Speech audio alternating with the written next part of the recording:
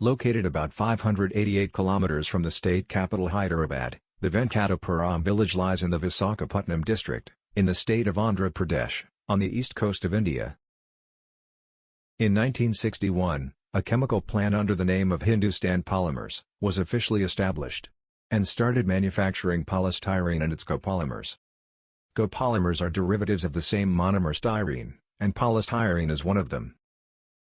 In 1978, the company merged with MC Dowell Holdings, a subsidiary of United Breweries Group, which specializes in manufacturing beverages.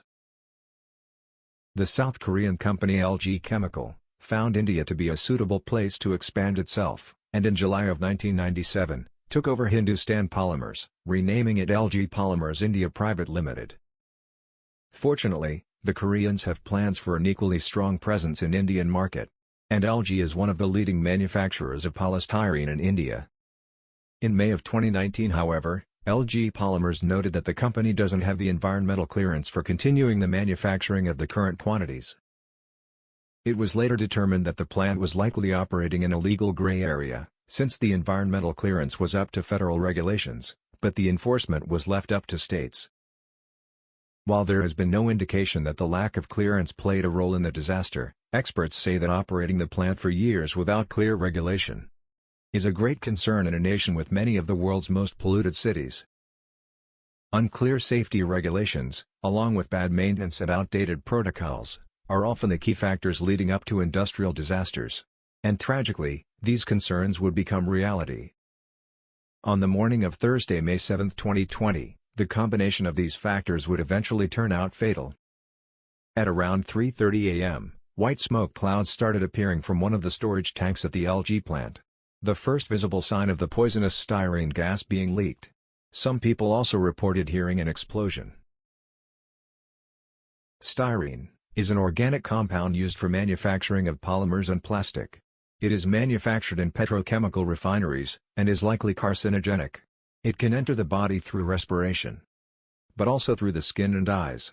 According to India's Manufacture, Storage and Import of Hazardous Chemical Rules 1989, styrene is classified as a hazardous and toxic chemical. Short-term exposure to styrene in humans results in irritation in the mucous membrane and eye, and gastrointestinal problems. Long-term exposure impacts the central nervous system, leading to headaches, fatigue, weakness, depression, dysfunction, hearing loss, and peripheral neuropathy. If the concentration of styrene goes beyond 800 parts per million, the person exposed to it can go into a coma. Experts say that immediately after the leak, the levels could have crossed 1,000 parts per million in the nearby areas, which is why people started fainting. The eventual factor in the chain of events that lead to the escape of the gas was a sudden rise in temperature at the bottom of the tank. Following that, the gas slowly spread over a radius of about 3 kilometers, affecting 5 villages: Venkatapuram, Venkatadri Nagar, Nadamuri Nagar, Pitamamba Colony and BC and SC Colony. Later that morning, a local retired serviceman, Pratap Singh Tomar, was awoken by people frantically shouting and the honking of cars. This panic was caused by a smell of gas in the air, and the dizziness that some residents were experiencing. Because of his experience of working in these chemical plants, and being trained on safety measures of gas leaks, Tomar realized this could mean a gas leak. And thanks to his expertise and knowledge of the plant being located nearby, he determined, using the direction of the wind, that the plant most likely was the origin. And subsequently, he urged local people to rush to northeastern directions, avoiding the path of the wind carrying the chemicals, saving many lives as a result. For many other residents, any warnings couldn't be received in time. People soon began experiencing symptoms of burning sensations in the eyes, and difficulties breathing. Many people also lost consciousness and were laying on the ground. And consequently, many people living within a 3 kilometers radius of the plant lost their lives as a result of the toxic smoke. It was eventually established that 11 people died living near the plant, including 2 minors. 500 people were also hospitalized. Because of the time events unfolded, all died during sleep. Additionally, 32 animals, including cattle, were also killed. People who are still living near the plant continue to do so in a state of fear. Styrene is an organic compound that is found in liquid form, but vaporizes at high temperatures. According to a statement by ALG Polymers, the gas leaked from one of the containers storing it. It happened after the plant was about to start operations after being closed for 43 days, after the nationwide lockdown imposed to contain the spread of the COVID-19 pandemic. The sudden increase of temperature, combined with the absence of maintenance for such a long period, were the key ingredients for the recipe of this disaster. The gas remaining in the tanks without supervision, allowed a chemical reaction to take place without notice. And this led to the increase of the temperature, which eventually caused the leaking of the gas. The preliminary findings of the Andhra Pradesh Forensic Science Laboratory have revealed that the accident was due to human error, as the temperature of the storage tank containing styrene was not maintained below 20 degrees Celsius. After the incident, several public health experts drew a comparison with the 1984 Bhopal gas tragedy. Both the Bhopal gas tragedy and the Vizag gas leak occurred during the night, and also when the plants were about to restart after some time gap. We need to learn a lot of things from such tragedies, said Professor V. Ramanadara of the Indian Institute of Public Health, Hyderabad.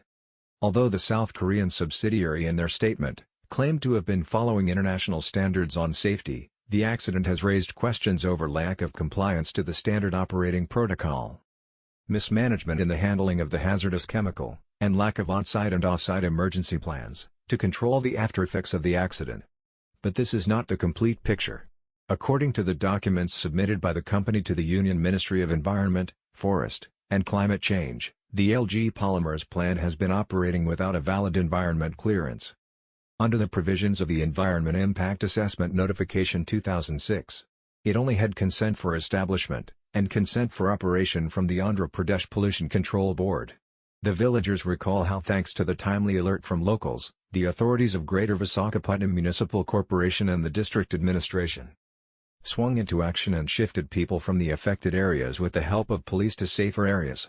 An 8-member expert committee headed by State Special Chief Secretary, Nirab Kumar Prasad, which was ordered to research the disaster, came up with a series of suggestions, including periodical testing of health conditions of villagers in the area, in order to monitor the short-term and long-term impact of the styrene gas on their health.